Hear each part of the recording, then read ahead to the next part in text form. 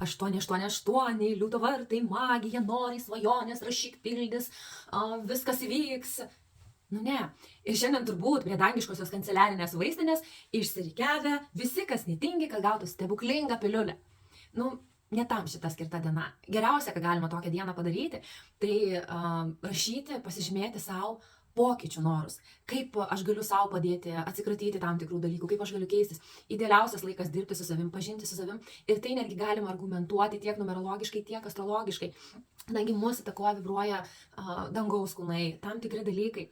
Ir aš turiu pasižymėjęs, pasirašęs, labai noriu pasidalinti su tavim, kad nereikėtų paskiau per brangiai susimokėti už savo tas svajonės. Na, pavyzdys toks. Tokią dieną kaip šiandien, magišką dieną, jeigu tu parašytum, nu, tarkim, aš jau primityviai, noriu gauti ten tą ir tą pinigų arba noriu kelionės. Ir po kiek laiko, taukšt, geriausių atveju, jeigu tavo angelai sarginiai miega, tau, pavyzdžiui, gali įvažiuoti į automobilį ir bus avarija. Ir tu gausi pinigų už draudimą, bet prarasi laiką, nervus ir taip toliau, nes reikės tvarkyti savo automobilį.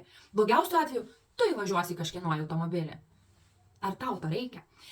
Ir iš tiesų žmonės yra labai pavargę ir yra begalinėse lenktynėse ir didžiulis kiekis informacijos, mato idealų paveikslėlį, atrodo dirba ir daro tą patį, tačiau gyvenime taip ir neatsitinka tam tikri dalykai. Ir tokiu metu išlenda visur pseudogūrų, visokie burtininkai, mokytojai, kaip rašyti, kaip daryti. Yra labai daug faktorių šitiems dalykams. Taip, būna dalykai atsitinka, būna stebuklų, būna norai tikrai pildosi ir aš pati turiu tam tvirtą pagrindą. Bet yra stiprių datų, bet iš ties jos nebūtinai veidrodinės. Jos žmonės švenčia metų metais, nuo senų senovės. Į tai reikia atkreipti dėmesį. Ir taip pat yra pora datų per metus, kai būna labai harmoningų ir palankus tam tikri planetų išsidėstymai, tam tikri numerologiškai atitinkami faktoriai. Visą tai sudėjus galima pasinaudoti tokia nuostabia ir magiška energija.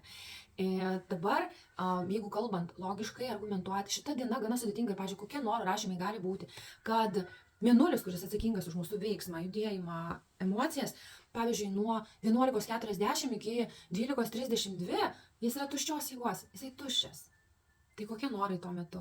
Jeigu net šituo būtent laiku neverta daryti tam tikrų stiprių sprendimų ar kažkokių būtinų dalykų. Na, jeigu ir kam nors tenka tai daryti, tuomet, taip turi būti. Ne? Taipogi vakarop mėnulis pereina į svarstyklių ženklą, susitinka su Plutonu, astrologiškai galima pasakyti, iki 17 valandos. Tai bus daug energijos, bus daug jėgų, įgyvendinti savo planus. Tačiau planeta Plutonas nėra apie norus ir tikslus. Mąstykim.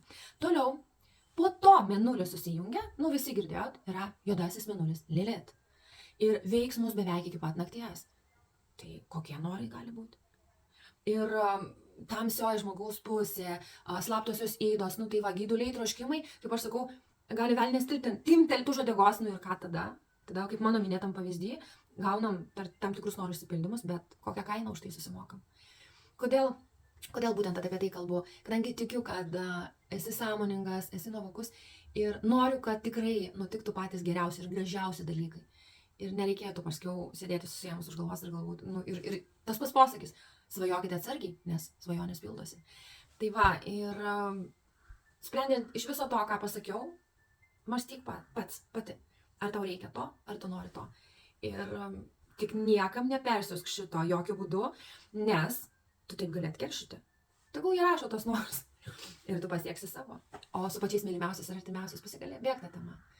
Svajoti norėti galima kiekvieną dieną, kiekvieną akimirką. Bet tebūnie tai gražus dalykai keičiantis tavo gyvenimą.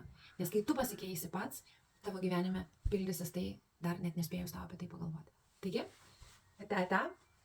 susitinkam komentaruose. Rašyk, jeigu turi klausimų.